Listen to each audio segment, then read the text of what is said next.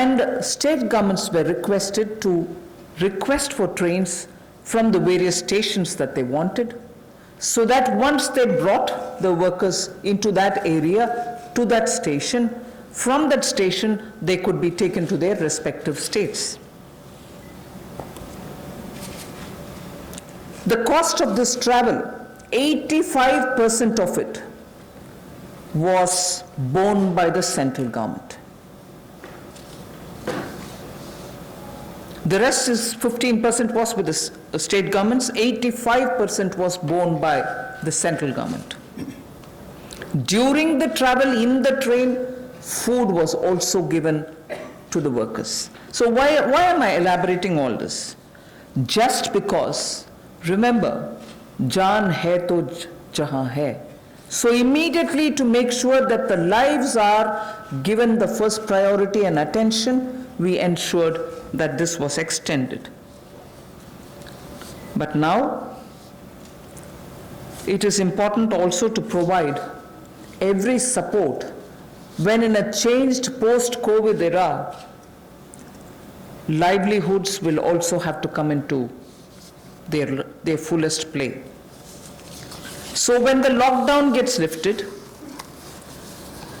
and when businesses, after facing severe, stressful conditions of business, will be coming back to say, can I start my work back again? Can I get my workers back? Or do I have the money to buy the raw materials? Is it enough for me to pay the wages which is due? All kinds of considerations are going to come up, and many of them may also wonder if they were reaching a stage of bankruptcy. So all this has been kept in mind when we are addressing the issues of land, labor, liquidity, and the laws.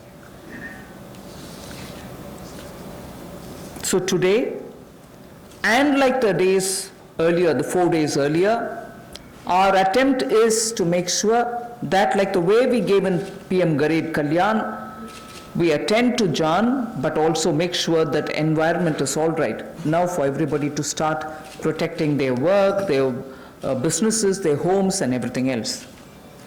Today, I have 7 such steps to tell you, and the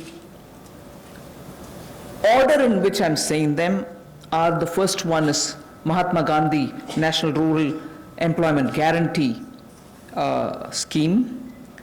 Second is on health, and both in rural and urban, and together with it I put an during the COVID period education related steps that have been taken. So that's a second. Third is on businesses and COVID. Fourth is on decriminalization of the Companies Act. Fifth is talking about ease of doing business and related matters. Sixth is on public sector enterprises related matters and the policy thereof. Seventh, state governments and resources related to state governments. So these are the steps which we are taking, 7 of them under these headings. And the last, of course, I will be coming to tell you about the 20 lakhs.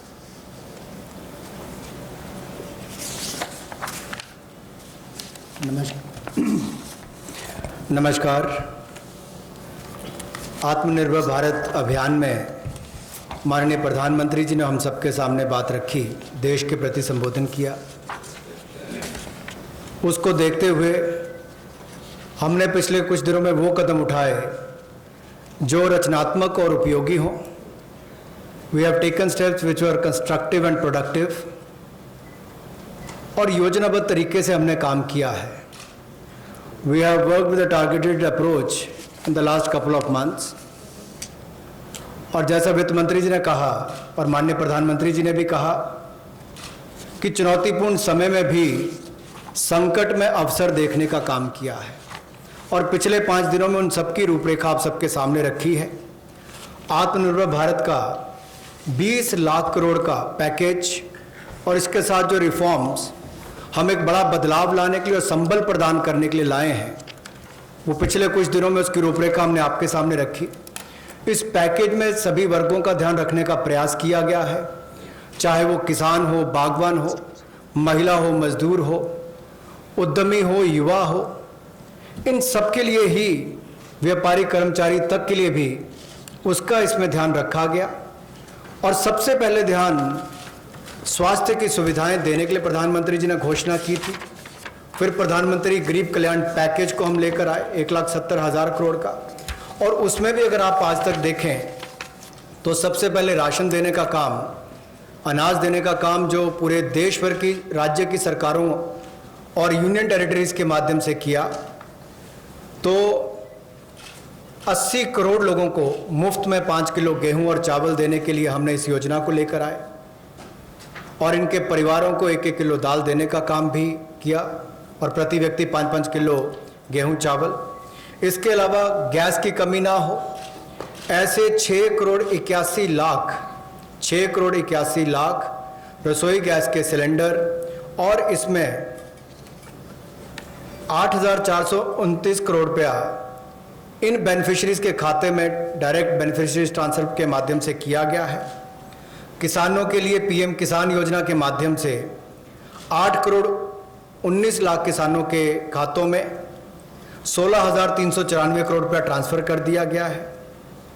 National social assistance programme जो वृद्ध, विधवा, अपंग के लिए किया जाता है, उसमें भी 2 करोड़ 81 लाख बेनिफिशरीज को 2,807 करोड़ रुपये अब तक ट्रांसफर कर दिया गया। कुल इसमें 3,000 करोड़ ट्रांसफर करना था। प्रधानमंत्री जनधन योजना खाते जो लगभग 20.5 करोड़ लोगों के हैं, महिलाओं के हैं, जिसमें शहरों में भी 2 करोड़ महिलाओं के खाते इसमें आते हैं, इसमें 40 करोड़ 54 लाख ट्रांसफर्स करके कुल 20,267 करोड़ रुपया ट्रांसफर कर दिया गया है। और building and construction fund 2 crore 20 lakh beneficiaries को 3,950 करोड़ रुपया ट्रांसफर कर दिया। अब प्रवासी मजदूर अपने घरों में वापस कैसे जाएं? रोज की 300 गाड़ियां हमने रेलगाड़ी उपलब्ध करवाई हैं। जिस राज्य ने जितनी मांग की उसको उतनी उपलब्ध करवाई जा रही है। और इसमें जो मजदूर वापस गए उसमें 85% पैसा केंद्र सरकार ने खर्च किया ताकि मजदूरों पर कोई बोझ ना आए। रास्ते में खाना दिया। मोदी जी ने जहां एक और राशन देने का काम किया 80 करोड़ लोगों को, वहीं पर रेल की सुविधा भी 85 करोड़ पैसा केंद्र की सरकार ने किया।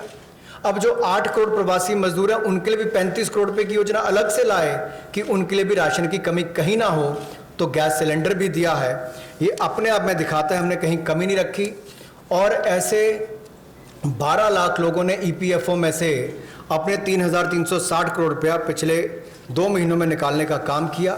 ये सब कदम उस दिशा में है ताकि संकट की घड़ी में भारत के किसी व्यक्ति को कोई मुश्किल ना आए। हो सकता है कहीं थोड़ी बहुत कमियां रही हों, लेकिन प्रयासों में कोई कमी आगे भी नहीं छोड़ी जाएगी। अगर एमएसपी खरीद पर देखा जाए तो 74,300 करोड़ रुपया उस पर भी खर्च किया गया था। और जो 4.25 लाख करोड़ के ऋण किसानों ने लिए थे उसमें भी 3 महीने का मॉरेटोरियम अलग से दिया गया। 86,000 करोड़ रुपये के ऋण किसानों को पिछले 2 महीनों में दिए गए ताकि उनको फसल के समय कोई दिक्कत ना आए। और राज्यों को भी पैसा हज़ारों करोड़ रुपये उपलब्ध कराया ताकि खरीद हो सके। ज़्यादा इस पर लंबी बात ना करता हुआ आज हम आपके सामने कुछ रिफॉर्म्स लाए हैं जिससे अर्थव्यवस्था को और बल मिलेगा, और इसकी जानकारी माननीय वित्त मंत्री जी आपके सामने रखेंगे। So before I start on today's reforms and enabling measures,